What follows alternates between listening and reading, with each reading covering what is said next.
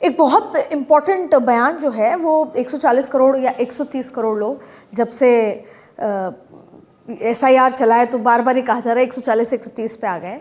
तो ये जो 130 करोड़ लोगों का एक मनोबल बढ़ा सडनली, वो मनोबल ये था कि जब यूरोपियन यूनियन के प्रेसिडेंट हैं, वो 26 जनवरी को पार्टिसिपेट भी कर रही हैं, उन्होंने कहा कि भारत को अब आप ऑप्शनल मत देखिए, वो ज़रूरत है, पहला।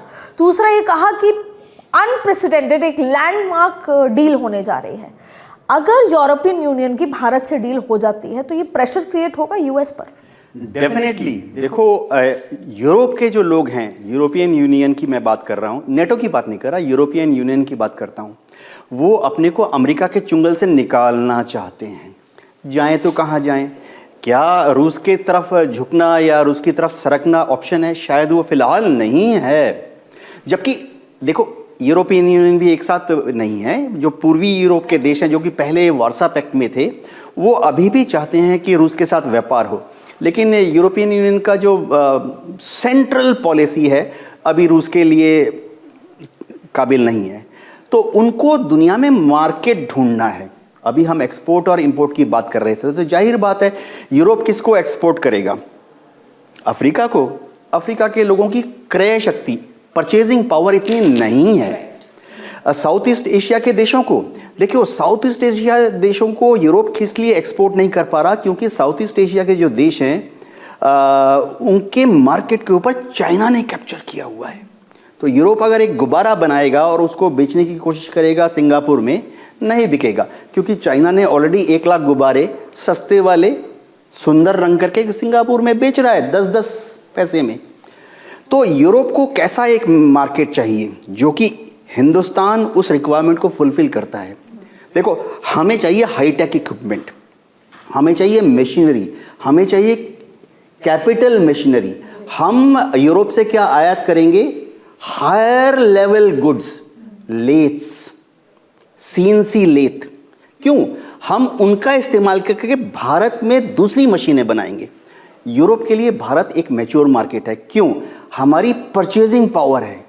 चाहे हम आम आदमी की बात करें या हमारे यहाँ इंडस्ट्रियल हाउसेस की बात करें, या शायद भारत सरकार के जो अलग अलग उपक्रम हैं, हमारी डिफेंस PSUs, PSCs, यह यूरोप से खरीद सकती हैं। यूरोप को भी उतना ही फायदा है। यूरोप और पूरा देश एक विकल्प देख रहा है। कौशिक साहब, एक बात बताइए, जब एक तरफ अमेरिका को लेकर एक ये माहौल तो है ही अनप्रिडिक्टेबल वाला, लेकिन वो ऐसी बात है कि उस के बिना भी कुछ नहीं हो सकता, माहौल क्रिएट हो चुका है। मेरा सवाल आपसे ये है कि ऐसे में भारत की जो ये साइलेंट वाली पॉलिसी जो है, एक धड़ा ये मानता है कि एकदम ठीक है, जब समय आने पे जवाब दिया जाएगा। इतनी बार कभी टैरिफ की बात हो गई, कभी हमने वॉर रुकवा दी हो गया, कभी तमाम तरीके की चीज़ स्लैश होने के बाद भी भारत चुप है। लेकिन भारत ने बोर्ड ऑफ पीस साइन नहीं किया। इससे भी मिर्ची लगेगी ट्रम्प साहब को, उनको तो है कि साइन करो। उधर जब सबसे इम्पोर्टेंट बात, जब उनको ये बोला गया कि एक जर्नलिस्ट ने कि mister Trump, I am from India, तो उन्होंने कहा वो your prime minister is my good friend and regarding deal it's going to be very fantastic soon. तो ये जो चल रहा है, भारत की जो चुप होने वाली पॉलिसी है, इसको कैसे देखते हैं? देखिए, जब कभी तो चुप्पी तोड़नी पड़ेगी। देखिए, टैरिफ की जब घोषणा की, टैरिफ की घोषणा के बाद हमने क्या उत्तर दिया? हमने दिया कि दूसरे देशों में हमने जो इंपोर्ट की व्यवस्था थी वो बढ़ाने का प्रयास किया, और उसमें बहुत ज़्यादा दिक्कत नहीं आई। दिक्कत भले ही नहीं आई हो सर, लेकिन बहुत ज़्यादा इजाफा भी कहाँ हुआ? हमारा डोमेस्टिक ने भले ही हमें संभाल लिया, लेकिन इंपोर्ट तो इशू रहा ही हमारा। लेकिन जब टैरिफ लगाया गया तो अंतर्राष्ट्रीय मीडिया में ये चर्चा थी कि बहुत स्थिति खराब भारत की हो जाएगी, उथल पुथल होगी, ठीक है कि नहीं, इकोनॉमी बिल्कुल नीचे चली जाएगी। नहीं गई ना। जितना अंदेशा अमेरिका के लोग लगा रहे थे, उस पे आके तो हम नहीं रुके। ठीक, तो ये तो भी अमेरिका की समझ में आ गया कि निश्चित तौर से कि जिस दबाव में हम लेना चाहते थे, उस दबाव का बहुत ज़्यादा प्रभाव भारत पर नहीं पड़ा, बहुत सीधी सीधी भाषा में।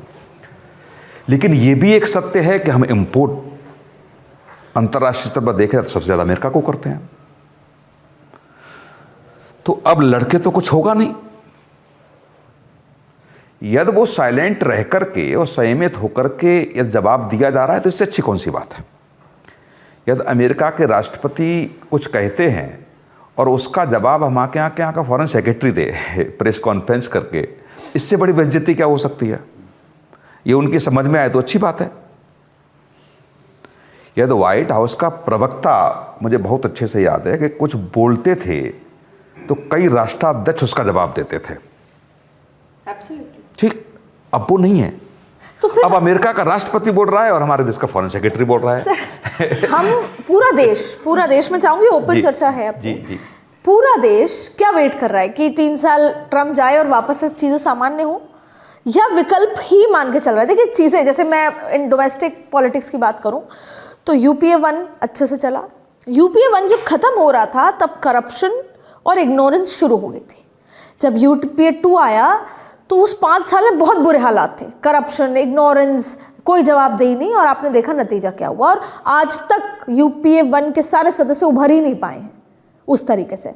उसी लिहाज में हमें भले ही लग रहा है कि मजबूत है, पर जो ये अमेरिका ने अनप्रेडिक्टेबल, मतलब अपने जो सबसे बेस्ट फ्रेंड थे वेस्टर्न वर्ल्ड, उससे भी पंगा जो ले लिया उन्होंने, अपने जो भी सेल्फ इंटरेस्ट जो भी है, तो ऐसे में हम सिर्फ ट्रंप के जाने का इंतजार कर रहे हैं या वास्तव में पूरी दुनिया विकल्प ढूंढ रही है और ये डाउन द लाइन 5-6 ईयर्स आपको बड़ा इम्पैक्ट दिखेगा? In short, can we ignore America down the line 5 years? Never, नहीं कर सकते हैं। लेकिन ये जो आपने कहा करप्शन और इस तरह की बातें, मैंने पर्सनल ओपिनियन है, लेकिन मैं आपको बताऊं कि भारत में क्राइसिस है, बहुत ही गंभीर क्राइसिस है, और उम्मीद है आप इसको अन्यथा नहीं लेंगी। देखिए डॉलर जब यूपीए 2 छोड़ के गया था 58 रुपये था, 62 रुपये था, जो भी था, अभी 92 के करीब पहुंच गया है। ये वर्ल्ड पॉलिटिक्स बदल गई है। नहीं, वर्ल्ड पॉलिटिक्स ही नहीं बदली है। तो आप देखिए वर्ल्ड, मैं कतई अन्यथा नहीं ले रही, मैं सिर्फ अपना आर्गुमेंट आपसे कर रही हूं। इसका कोई एक्सक्यूज ये नहीं है कि वर्ल्ड पॉलिटिक्स बदल गई। वो भी कहेंगे कि वर्ल्ड पॉलिटिक्स बदल गई है। मेरा ये कहने का मतलब है कि क्राइसिस में है, जॉबलेस ग्रोथ है, और आप ये देखिए कि डॉलर जो है ऐसे नहीं बढ़ रहा है। अब आप देखिए आपकी जो विदेश नीति है वो कहाँ कहाँ समस्या में है। आप चाहे वो रसिया को लीजिए, चाहे वो, आज पुतिन ने साफ साफ कहा है ग्रीनलैंड से मेरा कोई लेना देना नहीं। साफ स्टेटमेंट है, एक लाइन में, मेरा कोई लेना देना नहीं है। एकदम क्लियर स्टैंड है उनकी। तो हमारी क्लियर स्टैंड होनी चाहिए। अब आप देखिए जो हमारी विदेश नीति है उसमें ट्रंप एक बहुत बड़े समस्या के तौर पे आ गया। ये जो अभी आप उन्होंने गाजा पीस फोरम बनाया था ना, ये इसमें भारत का नाम दिया था और भारत ने उससे नाम वापस ले लिया है, क्योंकि उसमें उस कत्लेआम में जो गाजा में कर रहा है अमेरिका, बेसिकली इजराइल अमेरिका की सह पे ही कर रहा है, उसमें भारत शामिल नहीं होना चाहता था, क्योंकि भारत का संबंध मिडिल ईस्ट के देशों से भी बहुत तगड़ा रहा है। ईरान, जो ईरान के साथ अमेरिका प्लान कर रहा है करने का, ईरान हमारा एक बहुत बड़ा और बढ़िया एलाई रहा है मिडिल ईस्ट में, एक बढ़िया एलाई रहा है। कुछ न्यूक्लियर पावर्स हैं जिससे अमेरिका डरता है, जिसमें सबसे बड़ा उनका जो दुश्मन है, चाहे वो इकोनॉमिक लेवल पे हो, चाहे वो माने मिलिट्री फोर्स के लेवल पे, चाइना है, दूसरा रसिया है, तीसरा आपका नॉर्थ कोरिया है, चौथा ईरान है। ईरान को वो ठिकाना, उनको लग रहा है कि इनके पास न्यूक्लियर पावर है कि नहीं, वो तो आने वाले समय में पता चल जाएगा। लेकिन ट्रंप की जो विदेश नीति है वो बुली करने की है। बेसिकली ट्रंप एक बुली हैं। आप उनके अगर जाइए पर्सनल लाइफ में तो आप देखिए जब वो चुनाव लड़े 2017 में, तो जब 2017 से पहले, हाँ 16 में, 17 से 21 तक रहे, 17 में जीते थे, 16 में चुनाव लड़े एक्चुअली रिपब्लिकन पार्टी से। तो बेसिकली जो ट्रंप हैं उनके ऊपर एक जो एडल्ट फिल्मों के एक्ट्रेस है ना, डेनियल स्टाम, उनका आरोप लगा कि उनसे उनका संबंध है और हस मनी उन्होंने दिया था, ठीक ना, हस मनी, जिससे कि वो उस बात को छुपा सकें। लेकिन बाद में ये पता चला कि वो जो हस मनी थी, उस हस मनी को उन्होंने उस मुकदमे के खर्चे के तौर पर दिखाया था, टैक्स से भी बचाया था। और यही नहीं, उनके पिता पर भी आरोप लगते रहे, ट्रंप पे भी आरोप लगते रहे कि इन्होंने तमाम दिवालिया कंपनीज बनाई, झूठ बोलना, तमाम तरह के फ्रॉड करना, उनको मैनेज करना, उनके वो हैबिचुअल इस तरह के ऑफेंडर रहे हैं। वो इस तरह से करते रहे, वो अब पूरी दुनिया पे वो मॉडल लागू कर रहे हैं। अमेरिका के भीतर उनका विरोध चल रहा है। उन्होंने जो इमिग्रेशन और कस्टम इमिग्रेशन एंड कस्टम की जो पुलिस बनाई है, इन्फोर्समेंट, जी मैं 1 मिनट बता रहा हूँ, हाँ, 1 मिनट कंप्लीट कर लूँ। अभी हाल ही में मिनेसोटा में एक लड़की रेनी गुड की हत्या कर दी उन पुलिस वालों ने। एक्चुअली भारत का संबंध एकदम अच्छा नहीं है। आप याद होगा 18,000 लोगों को डिपोर्ट कर चुके हैं वहाँ से। ये अच्छा संबंध नहीं है। जो लोग काम कर रहे थे, जो भारत के लोग काम कर रहे हैं, 1 से 2% लोग रहते हैं वहाँ पे भारतीय, जो वहाँ अमेरिका की इकोनॉमी में कंट्रीब्यूट कर रहे हैं, बहुत इंटेलिजेंट लोग और एक से एक बेहतरीन लोग हैं, और ऐसे काम करने वाले लोग हैं जो अमेरिका को मजबूत कर रहे हैं। वो भी डर में हैं कि जिस तरह की उनकी आइस पुलिस वहाँ पे घूम रही है, जिस तरह से लोगों से बिहेव कर रही है, एक अमेरिकन नागरिक को मार दिया। तो 18,000 लोगों को जैसे जिस स्थिति में भेजा गया, जैसे लगातार लोग आ रहे हैं, उनके साथ दुर्व्यवहार किया गया। देवराज जी तो कह रहे हैं कि ट्रम्प जो भी करते हैं सोच समझ के करते हैं? सोच समझ के करते होंगे, लेकिन ये जो बुली कर रहे हैं इसका एक क्लियर स्टैंड होना चाहिए। भारत ने रूस के साथ एक उसका संबंध रहा है, चीन के विजिट पे भी गए थे प्रधानमंत्री, लगातार वो संपर्कों में हैं।